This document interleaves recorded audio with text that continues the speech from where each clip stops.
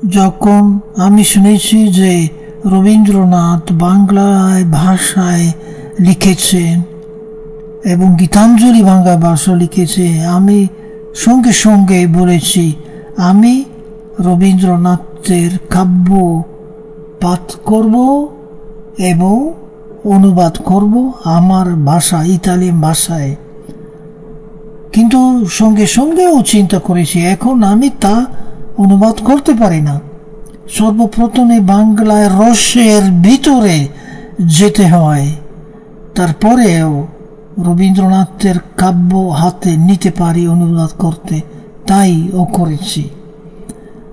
খুলনা গিয়ে আমি গীতাঞ্জলির বই কিনেছি এবং সেই বই আমি রেখেছি আমার বিছানার কাছে।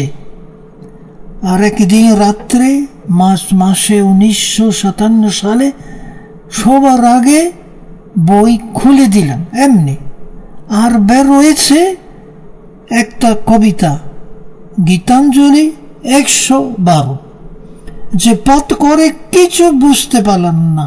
অত সরল, অত সিম্পল শব্দ, এখন আমি অবাক হয়ে যাই কেমন করে সেই সময় অর্থ বুঝতে পারলাম না। তবু পরে অনুবাদ করেছি। যখন গীতাঞ্জলি আমি অনুবাদ করতে আরম্ভ করেছি। গীতাঞ্জলি 112। কে বলে সব ফেলে যাবি, মরণ হাতে ধরবে যবে। জীবনে তুই জানিয়েছিস মরণে সব নিতে হবে। এই ভোরা ভান্ডারে এসে শূন্য কি তুই যাবি শেষে। নেবার মতো যা আছে তোর ভালো করে নে তুই তবে। আবর্জনার অনেক বোঝা জমিয়েছিস যে নিরাবধি। বেঁচে যাবি যাবার বেলা ক্ষয় করে সব যাস রে যদি।